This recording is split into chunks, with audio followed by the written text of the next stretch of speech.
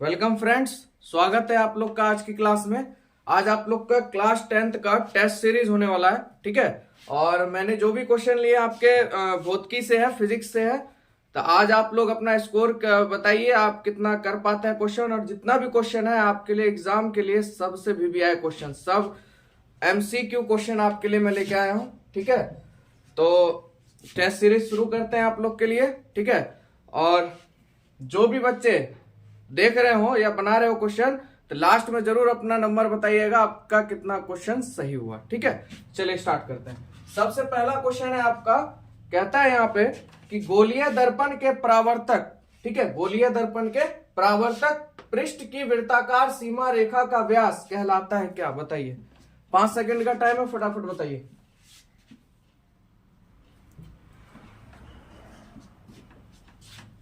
चलिए देखिए, गोलीय दर्पण के परावर्तक पृष्ठ की वृत्ताकार सीमा रेखा का व्यास हमेशा क्या कहलाएगा बाबू? गोलीय दर्पण का द्वारक। क्या कहलाएगा? गोलीय दर्पण का द्वारक, यानी आपका ऑप्शन नंबर सी। चलिए अगला देखते हैं। चलिए अगला क्वेश्चन बाबू आप लोग के सामने हम, कहता है निम्नलिखित में से कौन उत्तल दर्पण की फोकस दूरी है? ठीक है, निम्नलिखित में से कौन उत्तल दर्पण की फोकस दूरी है जिसकी त्रिज्या आपको कितनी दी हुई है? 32 सेंटीमीटर। चलिए फटाफट बताइए कौन सा होगा इसमें? प्लस 16 सेंटीमीटर, माइनस 16 सेंटीमीटर, की प्लस 8 सेंटीमीटर, माइनस 8 सेंटीमीटर, ठीक है। चलिए देखिए, सबसे पहले आप एक चीज जान लीजिए, वृत्त है ना, वृत्त में केंद्र से, है ना, केंद्र से कहां तक? वृत्त तक की रेखा क्या कहलाती है? त्रिज्या, ठीक है। और ये पूरा क्या कहलाता है? आपका व्यास कहलाता है, व्यास। तो फोकस भी ठीक इसी प्रकार होता है। तो आपको त्रिज्या मतलब त्रिज्या दे दी गई है ना। यानी देखिए, आप अगर फॉर्मूला लगाते हैं, क्या पूछ रहा है? फोकस दूरी की फोकस दूरी F बराबर फॉर्मूला, ठीक है, फोकस दूरी बराबर फॉर्मूला आप लोग के किताब में या टीचर ने बताया होगा, R/2 होता है। F बराबर क्या होता है बाबू? R/2, ठीक है, त्रिज्या की आधी।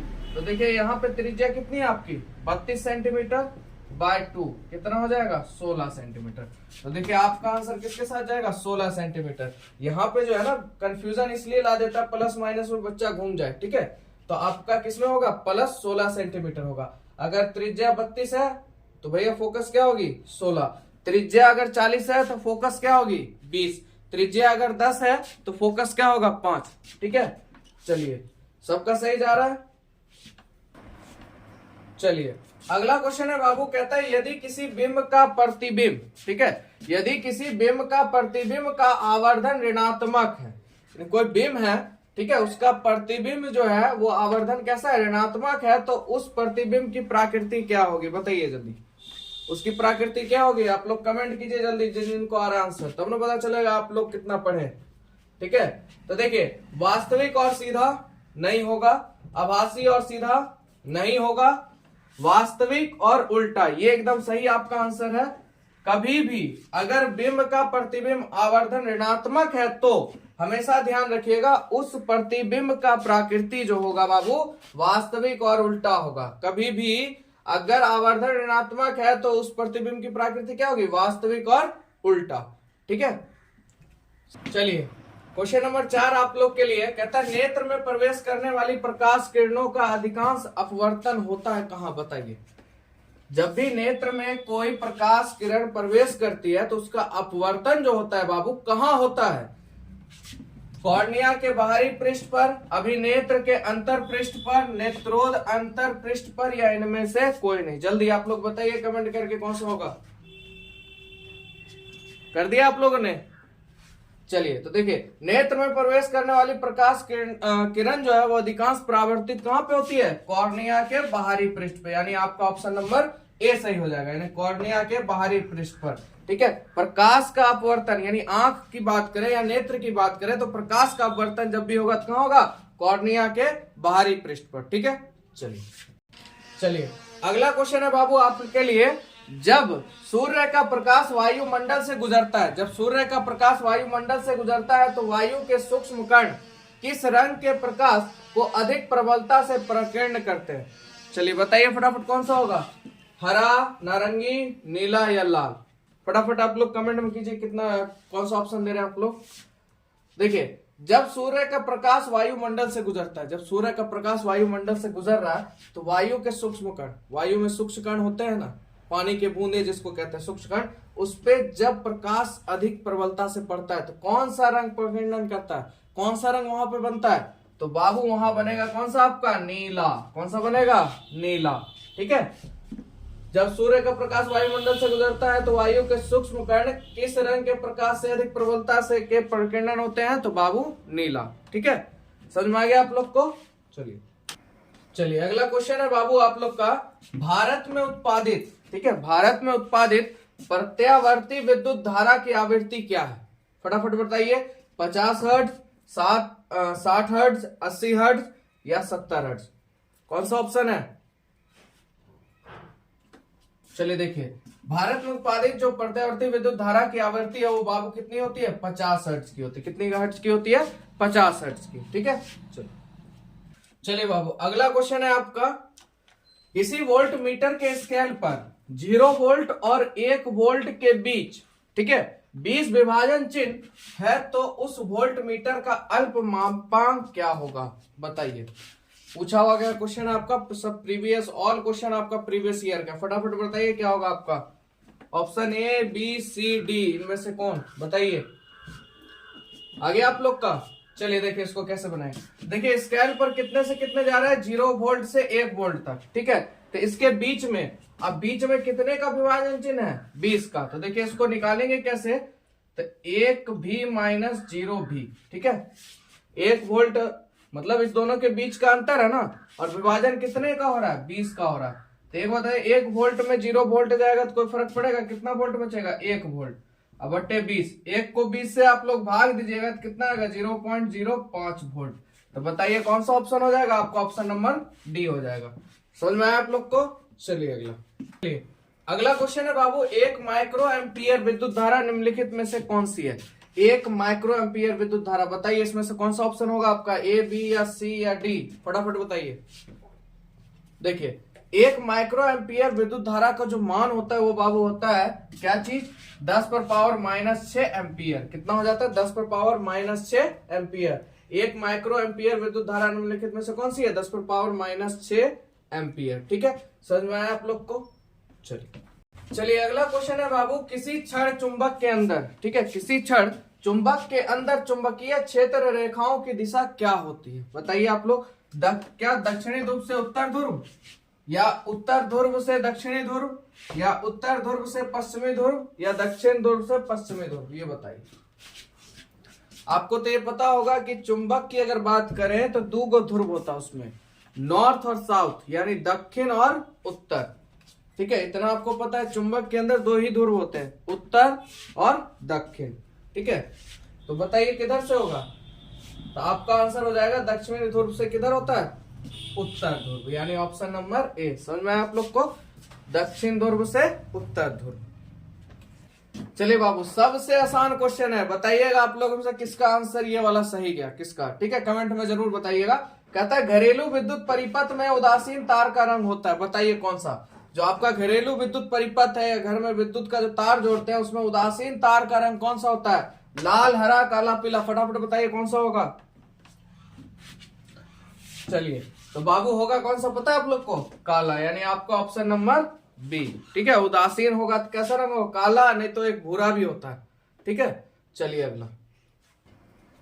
अगला क्वेश्चन है बाबू आप लोग का, कहता है किस युक्ति में विभक्त वलय जो होता है वो दिक् परिवर्तन का कार्य करता है, बताइए आप लोग। विद्युत जनित्र में, वोल्ट मीटर में, गैल्वेनोमीटर में, या विद्युत मोटर में, बताइए फटाफट कौन सा हो जाएगा।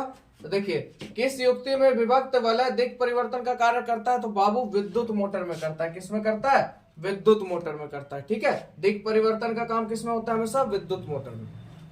चलिए बाबू अगला क्वेश्चन देखते हैं। अगर आप लोग को किसी क्वेश्चन में भी अगर समझना हो तो आप लोग कमेंट में जरूर बताइएगा, और आपका साइंस का वीडियो प्लेलिस्ट में आप जाके देख सकते हैं, साइंस का वीडियो भी आपको मिल जाएगा। तो टेस्ट सीरीज है, थोड़ा कम डिफाइन, क्वेश्चन ज्यादा है, इस वजह से प्रयास कीजिए थोड़ा आप लोग अपना देखने का कि आप कितना अभी तक तैयारी कर चुके हैं। क्योंकि जब आप इतना क्वेश्चन को मार लीजिएगा ना तो आपको अनुभव इस चीज का आ जाएगा कि हाँ भाई मेरे पास इतना टैलेंट है कि हम इतना क्वेश्चन डील कर सकते हैं। ठीक है, अगला क्वेश्चन है बाबू आपका जल विद्युत संयंत्र, ठीक है, किस ऊर्जा को विद्युत ऊर्जा में रूपांतरित करता है? बताइए।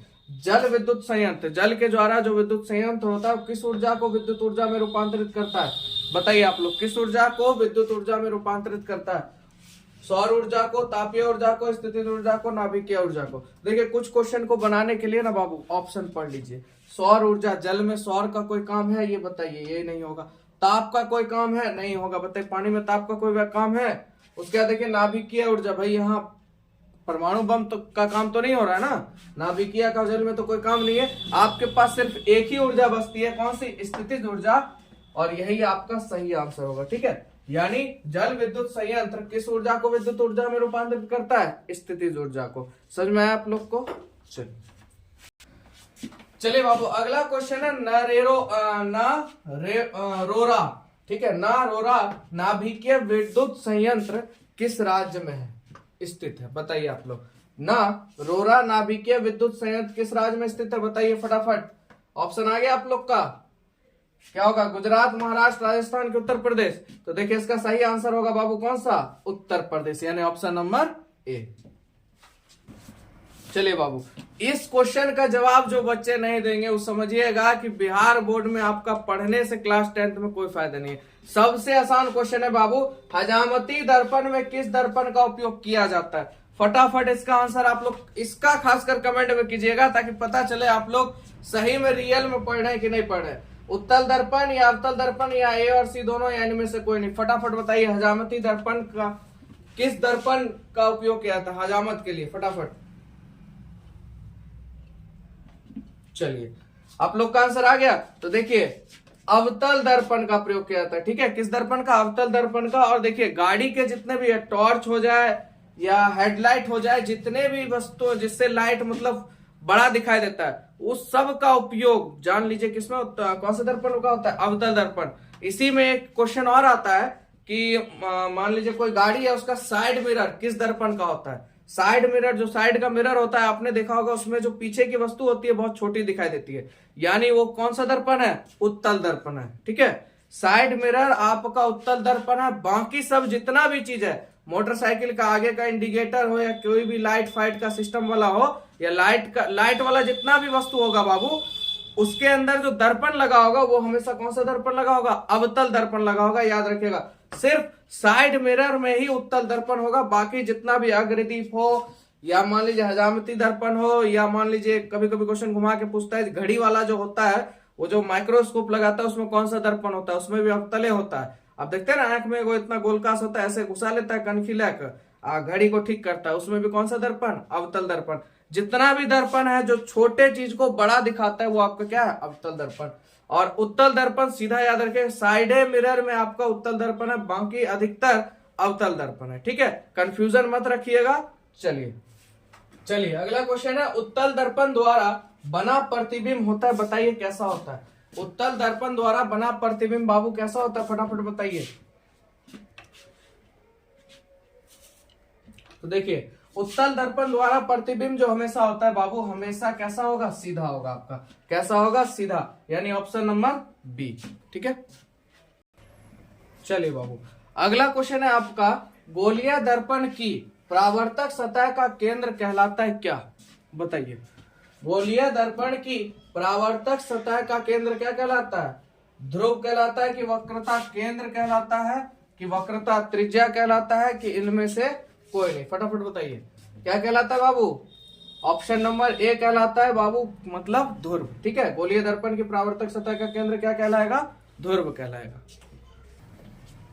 चलिए एक बार फिर देखिए, क्वेश्चन बहुत मजेदार आया और बहुत बार एग्जाम में पूछा गया है। पिछले साल के एग्जाम में भी 2 साल पहले भी पूछा गया क्वेश्चन आपका, निम्नलिखित में से कौन सा पदार्थ लेंस, ठीक है, पदार्थ लेंस बनाने के लिए उपयुक्त किया जाता है कि नहीं किया जाता? नहीं किया जा सकता। बताइए कौन सा इसमें से पदार्थ है इस चारों में से जो लेंस बनाने के लिए प्रयुक्त नहीं किया जा सकता? चलिए आपका आंसर किसका क्या आ रहा है? कांच। सही जवाब है आप लोग का, क्या हो जाएगा? कांच कि जल होगा? फटाफट बताइए। प्लास्टिक सही उत्तर हो जाएगा ना। देखिए बाबू इसमें से जो भी मैंने ऑप्शन अभी पढ़ा, कांच, जल, प्लास्टिक, इससे लेंस तैयार हो सकता है, पर एक ही चीज है जिससे लेंस तैयार नहीं हो सकता, आप लोग समझ गए होंगे कौन चीज, मिट्टी।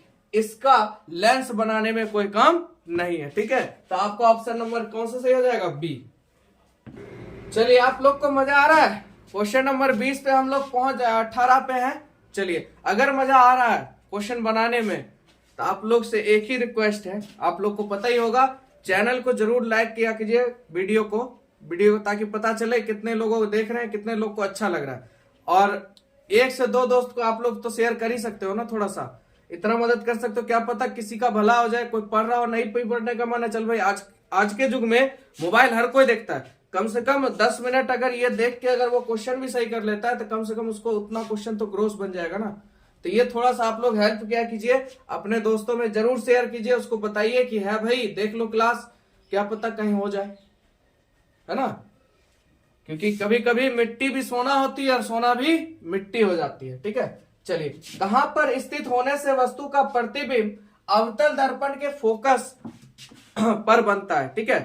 ये जितना आपको क्वेश्चन मिल रहा है ना, इसका पूरा थ्योरी बना हुआ है, आपको जल्दी मिल जाएगा, ठीक है। चैनल पर प्लेलिस्ट में होगा, साइंस का वीडियो सब आप लोग के लिए बना हुआ है, बस थोड़ा सा अभी टेस्ट सीरीज में वो सब पढ़ लीजिएगा आप, तो आपसे टोटल ऑब्जेक्टिव ऐसे ही डील हो जाएगा, ठीक है। नोट्स बना के और उसको समझा के वीडियो में बताया गया, ठीक है। कहां पर स्थित होने से वस्तु का प्रतिबिंब अवतल दर्पण के फोकस पर बनता है, बताइए फटाफट। वक्रता केंद्र पर, फोकस पर, कि जोर पर, कि अनंत पर, जल्दी बताइए। तो देखिए जहां कहां पर स्थित होगा, अनंत पर स्थित होने से वस्तु का प्रतिबिंब अवतल दर्पण के फोकस पे बनता है। कहां पर रखने से, अनंत पर रखने से। कहां पे बाबू, अनंत पर। चलिए क्वेश्चन है, किसी दर्पण की फोकस दूरी चिन्हों की परिपट्टी के अनुसार बताइए ऋणात्मक मानी जाती है। कौन सा दर्पण है जो चिन्हों की परिपट्टी के अनुसार ऋणात्मक मानी जाती है। देखिए इसका आंसर आप लोग खुद दीजिएगा। आप लोग जाते होंगे डॉक्टर के पास, गए कभी, वो एक चश्मा आता है ऐसे लगा देता है और गोल का एक लेंस होता है, तो आप देखिएगा जिसको नजदीक का आंख खराब रहता है ना, उसका +1, +2, +3 रहता है, और जिसको दूर का प्रॉब्लम होता है उसका -1, -2, -3 होता है कि नहीं होता है। तो यहाँ पे पूछ रहा है बाबू ऋणात्मक, तो बताइए ऋणात्मक कौन सा दर्पण जाता है आपका, उत्तल दर्पण जाता है। कौन सा दर्पण, उत्तल दर्पण। अगर पूछ देता धनात्मक, अगर पूछ देता आपका चिन्हों की परिपट्टी के अनुसार धनात्मक, तो आपका कौन सा दर्पण होगा, अवतल। ऋणात्मक होगा उत्तल, यानी माइनस वाला होगा उत्तल, अब प्लस यानी धनात्मक वाला अवतल। समझ में आया आप लोग को, ठीक है। चलिए अगला क्वेश्चन भी आपके लिए जबरदस्त है, हर बार एग्जाम में ये क्वेश्चन दे ही देता है आपका। प्रकाश के अपवर्तन के कितने नियम है बाबू, फटाफट बताइए। सबका आंसर आ गया होगा। कितने नियम होते हैं, 2 नियम होते हैं। प्रकाश के अपवर्तन के कितने नियम, 2 नियम। चलिए अगला क्वेश्चन है आपका, किसी माध्यम के अपवर्तनांक का मान क्या होता है। किसी भी माध्यम में अपवर्तनांक का मान क्या होता है। प्रकाश का जो परावर्तन आपने पढ़ा था उसमें 2 नियम दिए गए थे। दूसरा नियम इसी को कहते हैं, ये आपको पता है, माध्यम वाला। और स्नेल का नियम भी इसी को कहते हैं, याद रखिएगा। और इसका आंसर सही क्या हो जाएगा बाबू, sin I बटे sin R, ठीक है। sin I बटे sin R, और इसको स्नेल का नियम भी शायद कहते हैं, ठीक है। तो किसी माध्यम के अपवर्तन का मान क्या होता है, sin I बटे sin R। अगला क्वेश्चन है बाबू, लेंस की क्षमता का एसआई मात्रक, ठीक है। लेंस की क्षमता का एसआई मात्रक क्या होगा, या क्वेश्चन आपसे इस तरह पूछ सकता है, लेंस की क्षमता का मात्रक क्या है। मात्रक की बात हो जाए तो हमेशा ध्यान रखना आपका क्या होता है, जल्दी बताइए। इसमें से चारों ऑप्शन में से कौन होगा, लेंस की क्षमता का एसआई मात्रक बाबू होता है डायोप्टर। क्या होता है, डायोप्टर, जिसे डी से सूचित किया जाता है। किससे, डी से। कभी कभी ऑप्शन में डायोप्टर हटा देगा, छुच्छे डी दे देगा, ठीक है। तो आप लोग घुरमुराइएगा नहीं, हर क्वेश्चन को बढ़िया से देखिए, बढ़िया समझिए, ठीक है। और जिन्होंने अगर अच्छे से पढ़ा होगा साइंस, तो अब तक तो उनका जवाब बहुत सही जा रहा होगा, ठीक है। कमेंट करने में पीछे नहीं रहिएगा, 10 से 15 सेकंड लगे कर सकते हैं आपने कितना स्कोर किया अभी तक, ठीक है।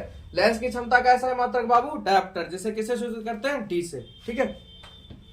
कहता है अवतल लेंस में, ठीक है, अवतल लेंस में आवर्धन यानी m बराबर होता है किसके। m बराबर फॉर्मूला आप लोग को पढ़ाया गया होगा और लिखाया भी गया होगा। फटाफट बताइए इसमें से कौन सा होगा। चलिए आगे आप लोग का आंसर। तो देखिए m बराबर फॉर्मूला होता है बाबू, आवर्धन बराबर v बटे u। बताइए कौन सा ऑप्शन, ऑप्शन नंबर ए, यानी आपका v बटे u। m बराबर फॉर्मूला, आवर्धन बराबर होता है v बटे u, याद रखिएगा। चलिए चलिए इसका भी आंसर आप लोग लगाइए फटाफट। कहता है निम्नलिखित में से किस लेंस को अपसारी लेंस कहते हैं, बताइए फटाफट। किस लेंस को अपसारी लेंस कहते हैं बाबू, उत्तल की अवतल? लेंस की बात होगी दो, ये तो आपका किसी काम का नहीं है दोनों ऑप्शन। तो बाबू किसको कहते हैं, अवतल लेंस को कहते हैं। किसको कहते हैं, अवतल लेंस को, ठीक है। अपसारी लेंस किसको कहते हैं, अवतल को। अभिसारी लेंस कहते हैं उत्तल को, याद रखिएगा। अपसारी अवतल को कहेंगे और अभिसारी उत्तल को कहेंगे, ठीक है। अपसारी अवतल को, अभिसारी उत्तल को, ठीक है। चलिए अगला क्वेश्चन है आपका, प्रकाश की चाल न्यूनतम होता है किसमें? देखिए ये क्वेश्चन कुछ कॉन्सेप्ट अगर आपके पास है, कुछ आप सेंस लगाइएगा तो आपको समझ में आएगा। आप लोगों ने देखा होगा कि प्रकाश की चाल किसमें सबसे ज्यादा भागती है, निर्वात में। ये चीज ध्यान रखिएगा। अगर प्रकाश की चाल पूछ दे आपको अधिकतम किसमें होती है, तो किसमें होती है बाबू, निर्वात में, याद रखिएगा। पर यहाँ पे पूछ रहा है न्यूनतम, सबसे कम किसमें होती है। देखिए वायु में प्रकाश की चाल, वायु आप देखिए सूरज का रोशनी आ रहा है ना अब तक, है ना। जल में भी आपको दिखाई दे रहा है, सिर्फ कांच में कम हो जाती है, ठीक है। किसमें कम हो जाती है, कांच में। तो ऑप्शन नंबर बी आपका सही होगा। प्रकाश का चाल या कम हो जाना या न्यूनतम हो जाना किसमें कम हो जाता है, कांच में। या कभी कभी इस ऑप्शन को चेंज करके कह देगा यहाँ ठोस पदार्थों में। हमेशा ध्यान रखिए प्रकाश की चाल न्यूनतम किसमें में होगी, ठोस पदार्थों में। किसमें, ठोस पदार्थों में। बाकी द्रव और जो गैस होंगे उसमें प्रकाश की चाल क्या होगी, अधिक होगी। सिर्फ ठोस में ही प्रकाश की चाल क्या होगी, कम होगी। तो एक बात बताइए, वायु हवा है, गैस है, निर्वात? ये तो दोनों में से कुछ है ही नहीं। जल क्या आपका, लिक्विड है। कांच क्या आपका, ठोस वस्तु है ना। तो ये प्रकाश की चाल ठोस में क्या होती है बाबू, कम होती है ना। तो कांच में क्या हो जाएगा, कम हो जाएगा, ठीक है। तो क्वेश्चन कैसा भी घुमा दे तो समझिएगा, अगर सबसे अधिक पूछ रहा है तो किसमें होगा बाबू, निर्वात में। और सबसे कम किसमें होगा, ठोस पदार्थों में। किसमें होगा, ठोस पदार्थों में। तो देखिए चारों ऑप्शन में ठोस कौन है, कांच है। तो आपका ऑप्शन क्या हो जाएगा, कांच। चलिए अगला आपके दोस्त से लिया गया क्वेश्चन है। कहता है निकट दृष्टि दोष में बताइए किस लेंस का प्रयोग किया जाता है। निकट दृष्टि दोष अगर किसी को है तो उसमें आप कौन सा लेंस लगाने के लिए आप सलाह दीजिएगा, ये बताइए। बेलनाकार, उत्तल, अवतल, द्विफोक्सी, कौन सा कीजिएगा? तो देखिए बाबू अवतल कीजिएगा। कौन सा कीजिएगा, अवतल दर्पण या सॉरी अवतल लेंस, ठीक है। अब यहाँ पे एक चीज और ध्यान, अगर दूर दृष्टि दोष होगा तो आपका उत्तल होगा, ठीक है। क्वेश्चन को एक ही बार समझिएगा, क्वेश्चन घुमाए तो घूमिएगा नहीं, इन्हें कि आपको एक एक क्वेश्चन कराया जाए। समझिएगा ध्यान से, निकट की बात हो, निकट दृष्टि दोष की तो अवतल, है ना। निकट की बात अवतल, और अगर दूर दृष्टि की बात हो तो क्या हो जाएगा, उत्तल। दूर दृष्टि दोष होगा तो किस दर्पण का उपयोग करना पड़ेगा, किस लेंस का, उत्तल का। समझ गए आप लोग। चलिए अगला क्वेश्चन है बाबू, 1 किलोवाट घंटा बराबर होता है किसके? 1 किलोवाट घंटा यानी इसी को कहते हैं बाबू, कभी कभी क्वेश्चन फंसा देगा, 1 kWh बराबर क्या होगा, ठीक है। 1 किलोवाट घंटा बराबर क्या होगा? तो देखिए 1 किलोवाट घंटा बराबर होता है बाबू 3.6 गुने 10 पर पावर 6 जूल, ठीक है। 3.6 गुने 10 पर पावर कितना जूल, 6 जूल, ठीक है। कोई दिक्कत? चलिए अगला क्वेश्चन है, प्रकाश का प्राथमिक वर्ण है क्या, बताइए। प्रकाश का प्राथमिक वर्ण क्या होता है बताइए। तो देखिए प्रकाश का अगर प्राथमिक वर्ण कहें तो 3 होते हैं। प्रकाश के प्राथमिक वर्ण कितने होते हैं, 3 होते हैं, लाल, हरा, नीला, ठीक है। लाल, हरा, नीला। तो देखिए तीनों तो आ ही रहा है, तो ऑप्शन क्या हो जाएगा, इनमें से सभी, यानी आपको ऑप्शन नंबर बी। चलिए अगला क्वेश्चन है बाबू, तारों का टिमटिमाना प्रकाश की किस घटना को दर्शाता है, बताइए फटाफट क्या आंसर होगा आपका, जल्दी। प्रकाश का परावर्तन, प्रकाश के अपवर्तन, प्रकाश के पराकिरणन या प्रकाश के वर्ण विक्षेपण। तो देखिए आगे आप लोग का आंसर, तो तारे का टिमटिमाना प्रकाश की किस घटना को दर्शाता है बाबू, तो प्रकाश का अपवर्तन को दर्शाता है। किसको दर्शाता है, प्रकाश का अपवर्तन को, ठीक है। चलिए बाबू आगे क्वेश्चन है, अवतल दर्पण की फोकस दूरी होती है क्या, बताइए फटाफट। शून्य होती है, ऋणात्मक होती है, धनात्मक होती है, या कभी ऋणात्मक तो कभी धनात्मक। फटाफट बताइए इसका आंसर क्या होगा। अवतल दर्पण की फोकस दूरी ध्यान रखिएगा कैसी होती है बाबू, ऋणात्मक होती है, यानी ऑप्शन नंबर सी, ठीक है। चलिए अगला देखते हैं। चलिए अगला क्वेश्चन है, किस दर्पण से बाबू हमेशा वस्तु से छोटा प्रतिबिंब प्राप्त होता है? बताइए कौन सा दर्पण है जिससे वस्तु हमेशा छोटा प्राप्त होता है? आपको मैंने बताया था कि एक ही दर्पण है जो आपके साइड मिरर में होता है ना। मोटरसाइकिल के शीशे देखिएगा, पीछे से कोई भी वस्तु आपको क्या दिखाई देती है? छोटी। तो एक ही दर्पण है या एक ही लेंस है जिससे हमेशा वस्तु क्या दिखाई देता है? छोटा दिखाई देता है। छोटे की बात हो जाए तो बाबू उत्तल, और बड़े की बात हो जाए तो अवतल। कह दे हमेशा दर्पण से हमेशा वस्तु क्या बनता है? बड़ा, तो अवतल हो जाएगा। छोटा कहे तो उत्तल हो जाएगा। समझ में आया आप लोग को? चलिए ये भी क्वेश्चन आपके लिए बहुत बढ़िया है। कहता है दृश्य प्रकाश में किस वर्ण का तरंगदैर्घ्य अधिकतम होता है? बताइए दृश्य प्रकाश में किस वर्ण का तरंगदैर्घ्य सबसे अधिक होता है? देखने में तरंगदैर्घ्य सबसे अधिक होता है। देखिए इस सभी रंग को देखिए, आपको खुद अनुमान लग जाएगा कौन सा ऐसा रंग है जिसका तरंगदैर्घ्य आपको लगता है कि भाई है, ज्यादा है, अधिकतम है। तो बताइए कौन सा होगा? जल्दी बताइए कौन सा ऑप्शन होगा? तो एक वो रंग है जिसका तरंगदैर्घ्य सबसे क्या होता है? अधिक होता है। वो आपका क्या हो जाएगा? लाल हो जाएगा, यानी ऑप्शन नंबर ए। ठीक है। आपका अगला क्वेश्चन है बाबू, लेंस की आवर्धन का ऐसा मात्रक क्या होगा? ठीक है, तो मात्रक विहीन मीटर सेंटीमीटर मिमी। ठीक है, बताइए कौन सा होगा?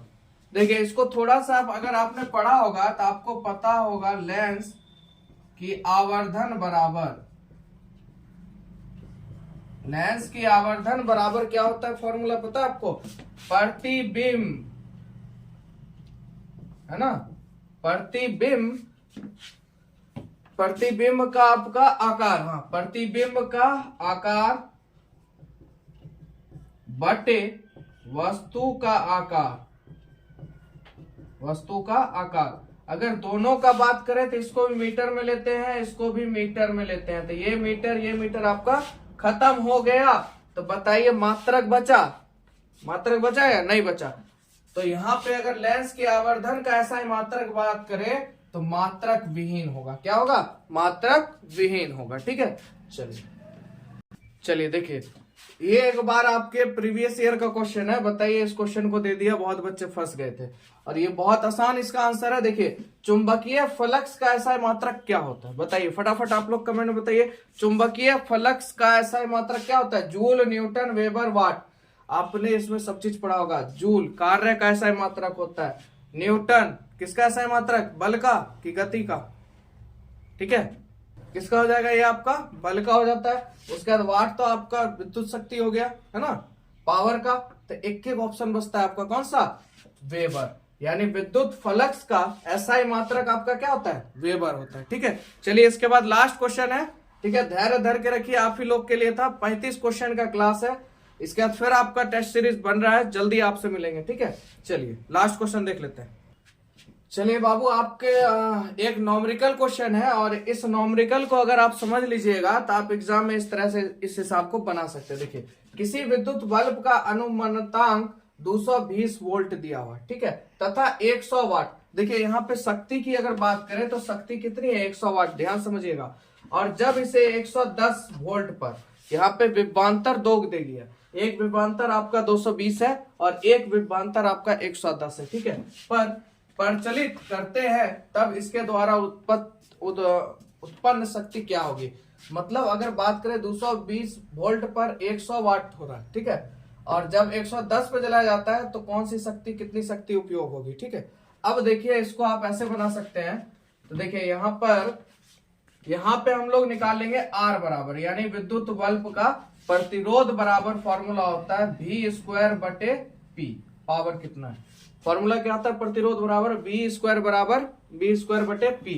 तो देखिए V का मान आपका कितना है? 220 है, तो 220 का हम लोग होल स्क्वायर करेंगे बटा P का मान कितना है? 100। ठीक है, आगे बढ़ते हैं। तो 22 का स्क्वायर बाबू कितना? 484 होता है ना। 22 का स्क्वायर आप लोग आता है, आज 0 का स्क्वायर कीजिएगा तो 2 को 0 लगा दीजिए, कोई दिक्कत। बटा आपका पावर कितना है? 100 वाट। ये और ये क्या हो गया आपका? खत्म। तो कितना आर बराबर निकला? 484। आर का वैल्यू कितना निकल गया? 484। यहाँ पे आप लोग देखिएगा प्रतिरोध आपका निकल गया। आपको क्या निकालना है? पावर। 110 जलाने पे कितना पावर आएगा? तो देखिए P उधर जाएगा, E गुना में इधर आ जाएगा तो भाग में होगा ना। तो देखिए नया फॉर्मूला बना तो P बराबर क्या हो जाएगा, V स्क्वायर बटा R होगा ना। ये P भाग में इधर जाएगा तो गुना में, R गुना में इधर आएगा तो भाग में। तो पावर बराबर क्या फॉर्मूला हो गया, V स्क्वायर बटे R, क्योंकि आपसे क्या पूछ रहा है, शक्ति। तो देखिए कितने की, अब आप किस में जला रहे हैं, 110 में, तो 110 का आपका बाबू होल स्क्वायर बटा प्रतिरोध कितना है 484। चलिए 110 का स्क्वायर कीजिएगा, 11 का स्क्वायर कीजिएगा बाबू 121, और 2 गो 0 यहाँ हो जाएगा 484। इसको आप भाग दीजिएगा तो 25 बार में ये कट जाएगा। ठीक है, 25 बार में ये आपका कट जाएगा, यानी कितना पावर दे रहा है 25 वाट, यानी आपका ऑप्शन नंबर बी सही हो जाएगा। ठीक है, समझ में आया आप लोग को न्यूमेरिकल कैसे बनाएंगे आसानी से। अगर कहीं भी दिक्कत हो तो आप लोग पीछे मत रहा कीजिए, क्योंकि आप ही लोग के लिए मेहनत होता है। ठीक है, और ये आपका कैसा लगा आपका आज का टेस्ट सीरीज, और प्लस में आपने 35 में कितना स्कोर किया। ठीक है, यानी 35 में आपका कितना स्कोर गया है वो आप लोग जरूर कमेंट में बताइएगा, जो क्लास 10th के विद्यार्थी होंगे, कि भाई हाँ भाई सर मेरा इतना गया है, इतना क्वेश्चन हमसे डील हुआ है। ठीक है, ताकि हमें भी पता चले आप लोग का तैयारी क्या है, और आपको खुद पता चले कि आप कितने तैयारी में हैं। ठीक है, वीडियो अच्छा लगा हो तो दोस्तों में जरूर शेयर कीजिएगा, लाइक ठोक के जाइएगा। ठीक है, दिल से। मिलेंगे आप लोग से नेक्स्ट वीडियो में, आज के लिए इतना।